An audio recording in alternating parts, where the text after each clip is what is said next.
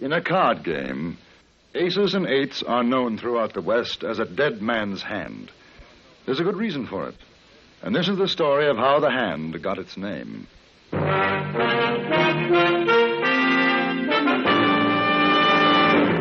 Frontier Gentlemen.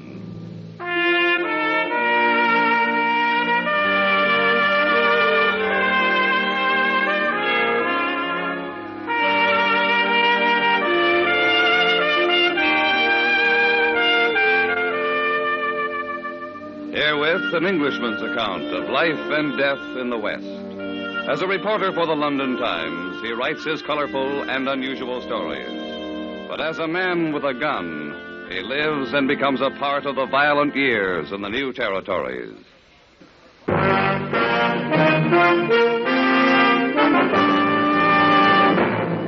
Now starring John Dehner, this is the story of J.B. Kendall, Frontier Gentleman.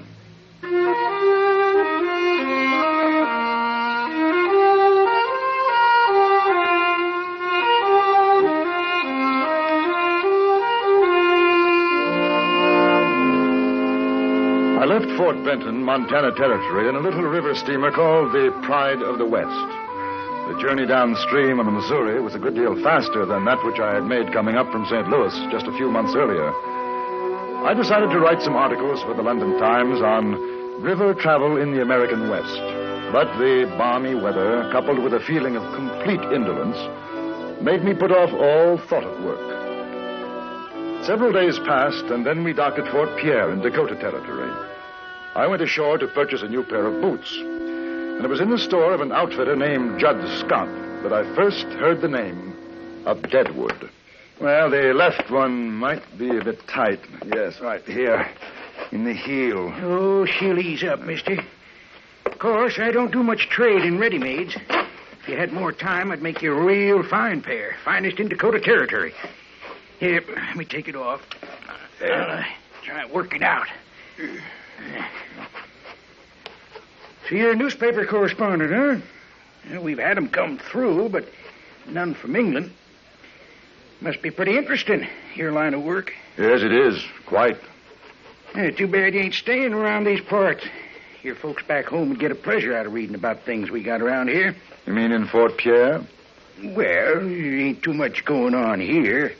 I guess you could write about Jack McCall, though. Try it on now. It should be better. Now, Jack McCall, huh? He used to drive a stage between here and Deadwood. Got some tall yarns to spin about Indians and the like. Go ahead. Take a walk now. Yes, I'd like to meet him. He's back in Deadwood now. How's that? That better? Yes, fine. Where is Deadwood? You mean you ain't heard of it? Oh, worst bunch of cutthroats and outlaws living in all the territories and the United States is in Deadwood. They even got Wild Bill Hickok out there. I hear tell there's folks wanting to put him up for marshal. Hickok? Yes, I've heard of him. Yeah, it won't take Wild Bill long to clean up, I can tell you. Deadwood, huh?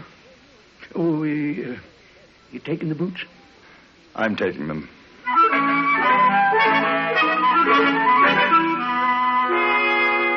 I sold the remainder of my ticket to a man booking passage for St. Louis, and the next day took the stage from Fort Pierre to Deadwood in the Black Hills of Dakota Territory.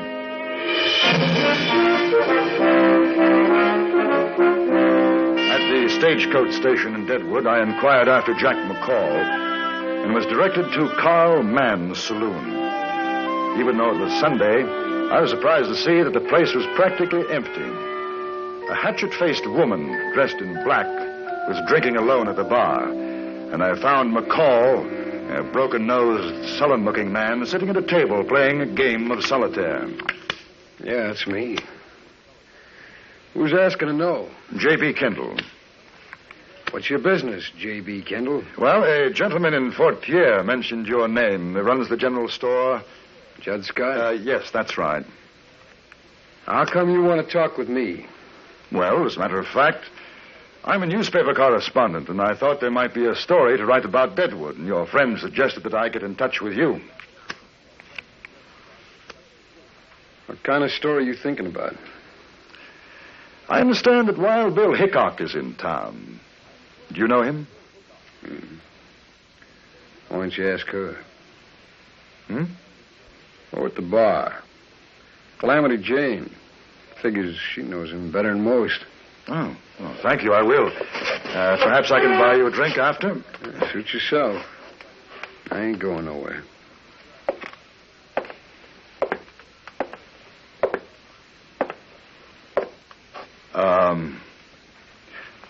Miss Jane? You talking to me? The name's Calamity. Ain't no miss in it. Calamity Jane. I'm sorry. I'm J.B. Kendall. The gentleman over there mentioned that you were a good friend of Wild Bill Hickok. Who? Why, that ain't no gentleman. That's a stinking pig by the name of Jack McCall. You've been sitting with him. Don't foul up the air around me. Hit the trail, mister. Yeah, well, I was hoping you could introduce me to Mr. Hickok. Hey, you English? Yes. Thought so.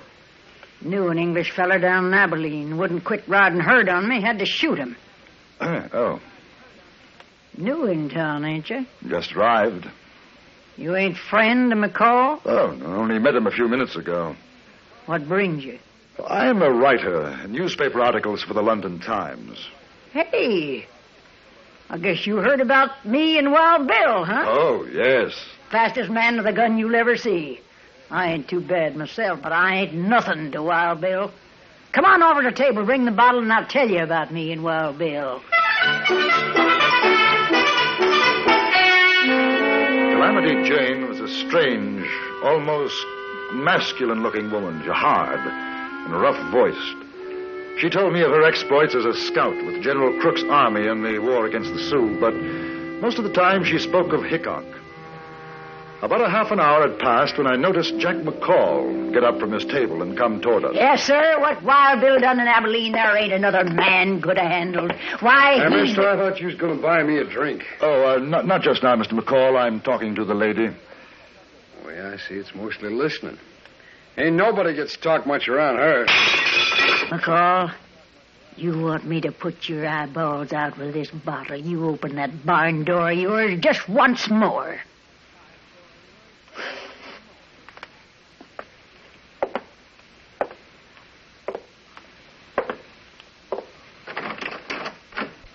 Kendall, you come on down to Boot Hill Saloon when you're through. I'll tell you the truth about that female polecat there in a windy face. One of these days, me or Wild Bill's gonna pump that coyote full of lead. Except he ain't worth wasting a ball on. And all I know about him is that he used to drive the stage between here and Fort Pierre. Yeah, lost that job because he couldn't hold his liquor. He used to be a buffalo hunter till the feller he worked for caught him stealing hides. He ain't no good, that one, and his pals is worse. You ever run into Tim Brady or Johnny Varnes, you watch your step, mister. Them's two of the boys, along with McCall, that Wild Bill's going to run out of this town when he gets to be marshal. Where is Wild Bill now? He's up in the hills working on his claim. Him and his partner, Colorado Charlie. They ought to be back by tomorrow. He'd like to meet you, mister. Wild Bill always had a liking for you newspaper fellers. Well, what's your hurry? Sit down. We'll split another bottle. Oh, thank you, but now I think I'd better get settled. Wash some of this Dakota dust off. What a dude. All right, go on up the hotel. Tell him Calamity Jane sent you, and if they don't give you the best room, I'll shoot up the place. The recommendation was most effective. I got the best room in the hotel. 2 hours later, in spite of Calamity Jane's warning, I wandered down to the Boot Hill Saloon. I was curious about McCall and what he might have to say about Calamity and Wild Bill Hickok. I found him there, very drunk. He was talking to a heavy-set man who was chewing on an unlit cigar. McCall greeted me as an old friend. Hey, what do you say, Kendall? You had enough of that female windbag, huh? Hey, Tim, this is the fellow I was telling you about. Kendall's his name. Kendall. Hi. How are you? Tim Brady. I owe Mr. McCall a drink. I came down to settle my Oh, debt. that's real fine of you, Kendall. Oh, Jim Kendall's coming to Deadwood to write a story about Wild Bill Hickok, the new marshal of Deadwood. You go get yourself a drink, McCall. Sure, Jim. Take a chair, Kendall. Marshal of Deadwood. I wouldn't pay no heed to what McCall says. Not when he gets too much whiskey in it. Did he say something? About Hickok being marshal. Oh, well, it's not particularly news. I heard that in Fort Pierre 5 days ago. Well, don't you believe it? Oh? Fellers around here, they don't want his kind. You go writing in your paper or thing like that, you're going to have to turn right around and write that it ain't true. He's not going to get the job? No. I tell you, he does a lot of ear greasing, like that crow-bait mare, Calamity Jane. But all them things you hear is just a lot of brag. Hickok never plugged a man unless the feller's back was turned. I was down to Abilene when he dried Gulch full of coal. This is the worst thing you ever seen. Shot him in the back. Then, by mistake, he goes and kills his own pal, Mike Williams. No, sir. Deadwood ain't gonna put up a man like that for marshal. You think so? Oh, I don't know. I suppose it depends on how many want him. Oh, well, there's a lot of them miners up to the hills. They're the ones. Figure he's a real big man. Heard all them crazy stories about him. You want to know what I think? I'd be very interested. I don't think he'd last 2 minutes as marshal before somebody shot the daylights out of him. Yes, your best thing for Hickok to do is get out of Deadwood and stay out. You see him, you tell him that.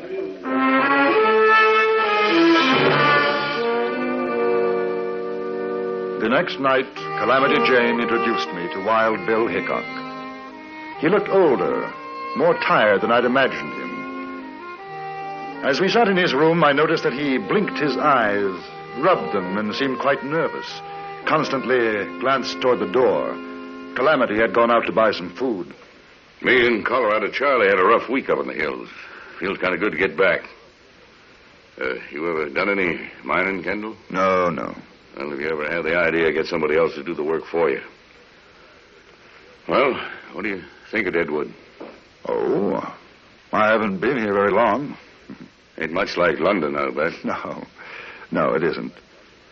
Well, do a little cleaning up like I did in Hayes City and Abilene. We'll have a right nice little town. When do you expect to begin as marshal? Any day now, the boys are getting things moving. I saw a man yesterday, Tim Brady. Brady?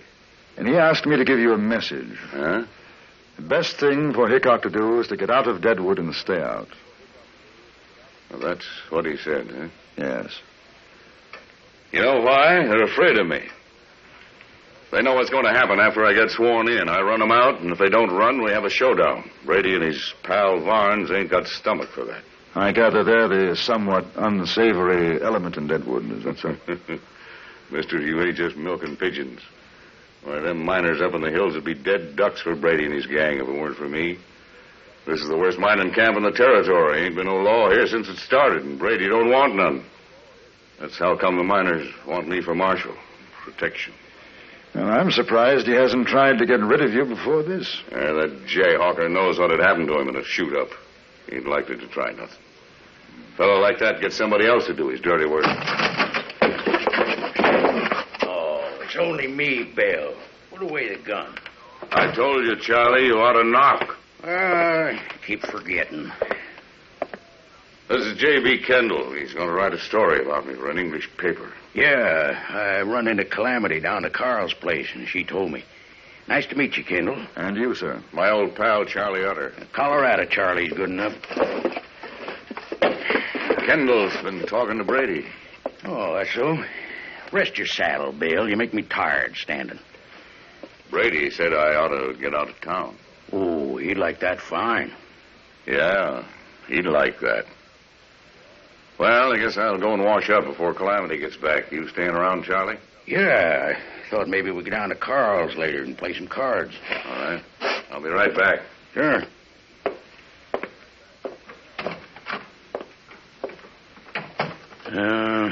Got a lot on his mind, has Wild Bill.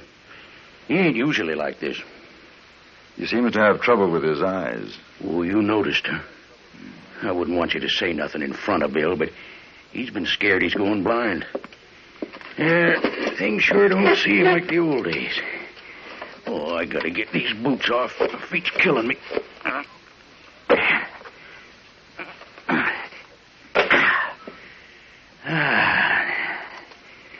How old is he? Wild Bill? Let me see. 39. Of course, to hear him talk, you think he's closer to 60. I sure do fret over him sometimes. Always talking about dying, this and that. Ain't like the old days. He sure was a rip snorter. Oh, well, maybe when he gets to be marshal again, everything will be like it always was.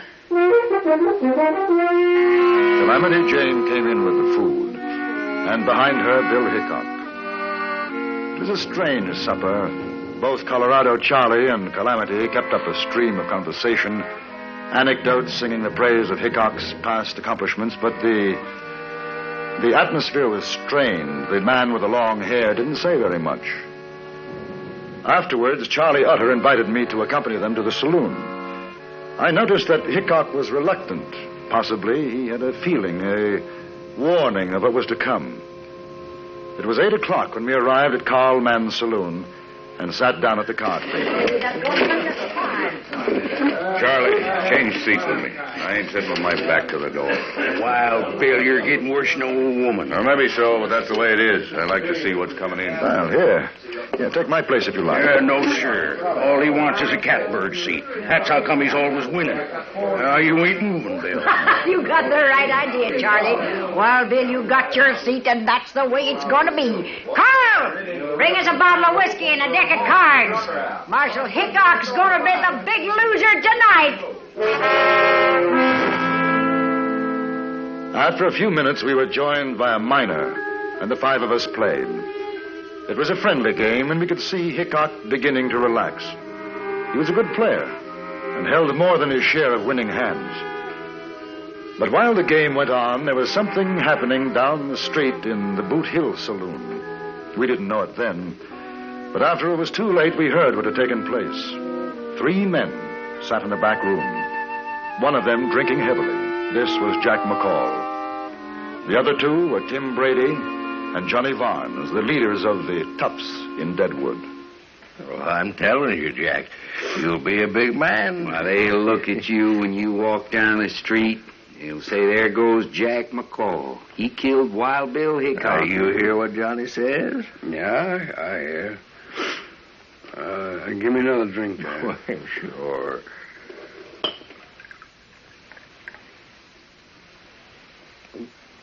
He's in Carl's place right now. You could get him easy. Oh, might not be so easy. Well, you ain't afraid, are you, Jack? Oh, I ain't afraid. No. No, I ain't afraid, but it just won't be so easy. Of course, we could get somebody else to do it. We just figured, Tim and me, we figured you was the man for the look, job. I ain't saying I won't You know do what it. we could do, Johnny? What? We could maybe get that newspaper feller, Kendall, to write something about Jack in his paper. Hmm? How'd you like to see that, boy, in an English paper? Jack McCall shoots down Wild Bill Hickok. Yeah, you could go on the stage all over with that. Sure. Yeah. He's right down the street, Jack. I seen him myself. You know what? He's sitting with his back to the door. Now, you listen.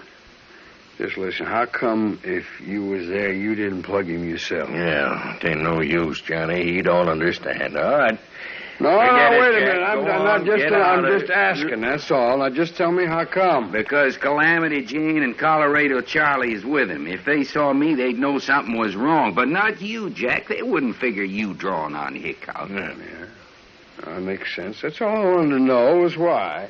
All right. What do you say, Jack? Sure, why not? Sure. Sure. Give him a gun, Johnny. And don't you miss, boy, you hear?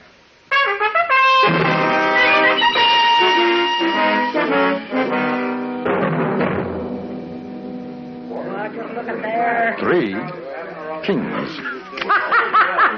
He's beat you, Wild Bill. I mean, son of a gun if he hasn't. I had you pegged for no more than 2 pair. Kendall ain't the best player I've seen, but he's sure a lucky one. Deal him out, Calamity. All right.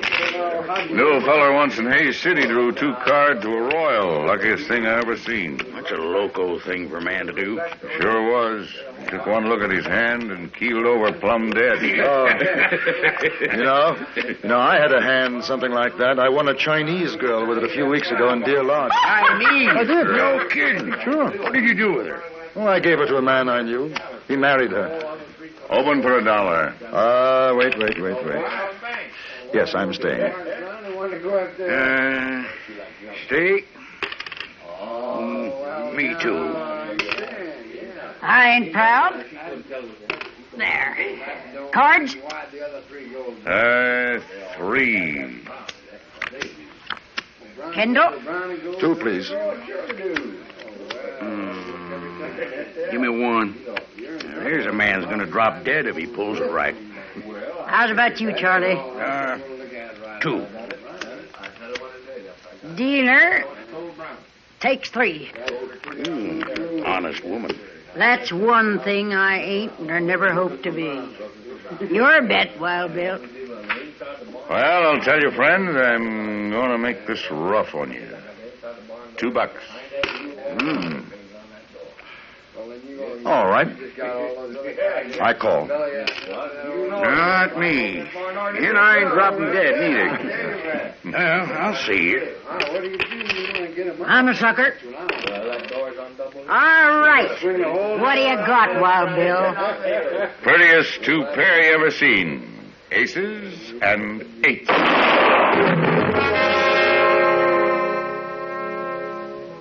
Wild Bill Hickok slumped forward on the table. He still had the winning smile on his face, and the cards crumpled in his tightening fist.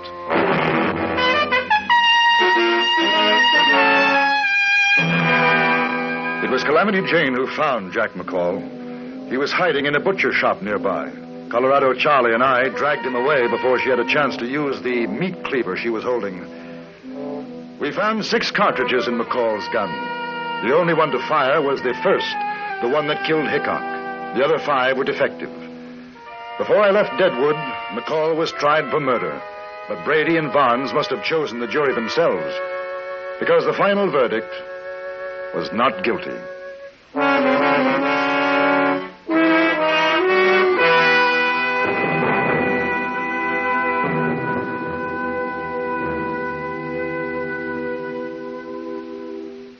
Frontier Gentleman was written, produced, and directed by Anthony Ellis and stars John Dehner as J.B. Kendall. Featured in the cast were John McIntyre, Jeanette Nolan, Jack Moyles, Larry Dobkin, Stacey Harris, and Vic Perrin. Music was composed and conducted by Amerigo Moreno.